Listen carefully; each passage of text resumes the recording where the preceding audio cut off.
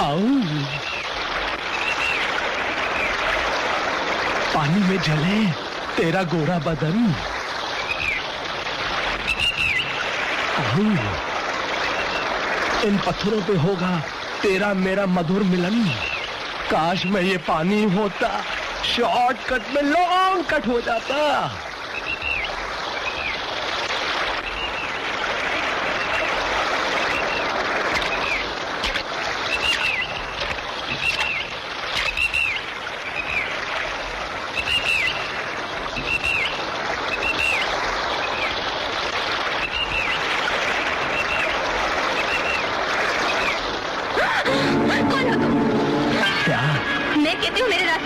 मैं कहता हूँ मेरे रास्ते पे आ जाओ। मैं तुम्हारे मुंह नोच लूंगी। और मैं तुम्हारे मुंह चूम लूंगा। मैं कहती हूँ छोड़ दो मुझे। मैं कहता हूँ पकड़ लो मुझे। बाबू मैं तुम्हारे आगे हाथ जोड़ती हूँ। अरे हाथ मत जोड़, दिल से दिल जोड़, बदन से बदन जोड़, होंठ से होंठ जोड़। छोड़ दो मुझे।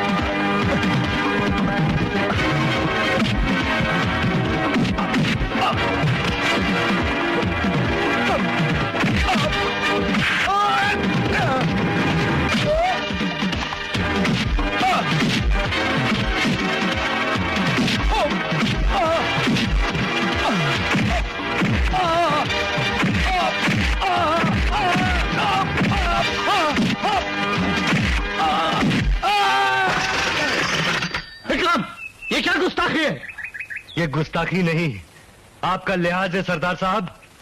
जो बंजारों की भोली भाली लड़कियों की तरफ उठने वाली ये आंखें अभी तक सही सलामत है। क्या मतलब? मतलब ये बंजारों के साथ मिला हुआ है। कमीने! अरे हट!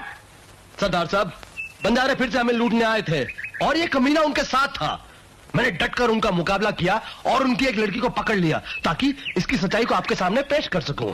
लेकिन ये डर गया कि कहीं इसकी पोल ना खुल जाए, इसलिए इसने ये झूठा इल्जाम मुझ पर लगा दिया कि मैं उस बंजारन की इज्जत लूटना चाहता था। सरदार साहब, ये हरामजादा सरासर झूठ बोल रहा है। अपने औकात में रहो विक्रम। हरामजादा ये नहीं, खराबी तुम्हारे खून में है। खराबी मेरे खून में नहीं, आपकी आंखों में है सरदार साहब।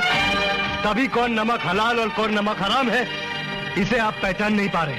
ये कमीना विक्रम, इससे पहले कि तुम्हारे मुंह से मेरे मैनेजर के लिए कोई गाली निकले और मैं अपनी बर्दाश्त की हद तोड़ दूं, दफा हो जाओ यहाँ से। मैं तुम्हें इसी वक्त नौकरी से निकालता हूँ। अरे आप मुझे नौकरी से क्या निकालेंगे? मैं खुद आपकी इस नौकरी को लात मारता हूँ। जो इंसान वफादार और गद्दार में फर्क नहीं समझ सकता, वो मालिक होने के लायक नहीं हो सकता। इक्की साहब, बंबई से आपकी माँ की चिट्ठी आई है।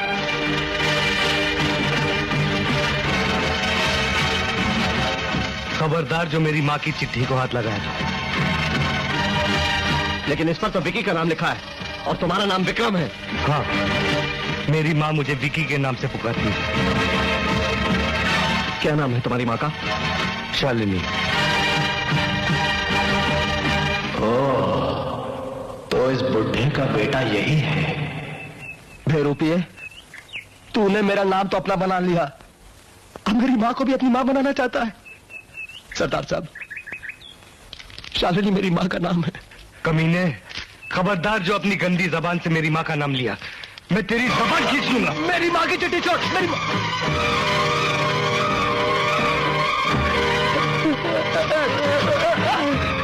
कमीने, मैं तुझे जिंदा नहीं छोड़ूंगा। रुक जाओ, मैं कहता हूँ रुक जाओ।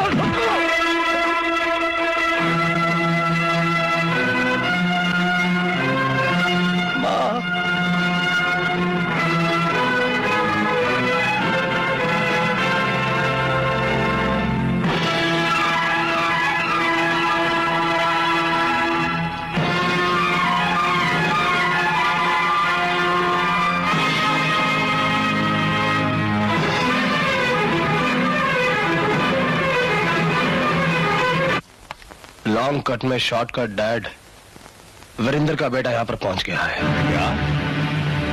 उल्लू के पट्टे पहुंचने से पहले तूने उसे कुचल क्यों नहीं दिया?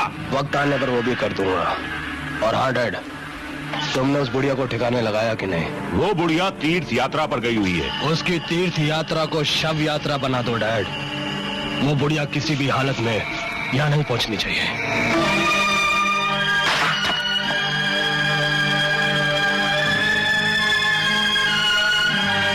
रुक जाइए विक्रम बाबू, मालिक की तरफ से हम सब आपसे माफी मांगते हैं। चाचा, जहाँ इज्जत ना मिले वहां मैं काम नहीं कर सकता। लेकिन माफ तो कर सकते हो। एक मालिक की हैसियत से मैंने तुम्हारे साथ नाइंसाफी की है, लेकिन मेरे माफी मांगने पर भी अब अगर तुम नहीं रुकोगे तो क्या इन गरीबों के साथ नाइंसाफी नहीं होगी? कितनी उम्मीदें और कितनी आशाएं लगाई हैं इन लोगों ने तुम पर। लेकिन सरदार साहब, आज जिस तरह आपने आंखें बंद करके मेरी वफादारी की बेइज्जती की और सच्चाई जाने बिना उसकी तरफदारी की, वो समझ लो, वो मेरी एक मजबूरी थी। एक ऐसी मजबूरी जो अक्सर इंसान को न्याय अन्याय में उलझाकर उसे उसका फर्ज पूरा करने से रोकती है। विक्रम बाबू, मालिक जब शर्मिंदा हो जाए तो नौकर का फर्ज है उसकी इज्जत रखे। विक्रम, कल सुबह 9 बजे हम सब फार्म पर तुम्हारा इंतजार करेंगे।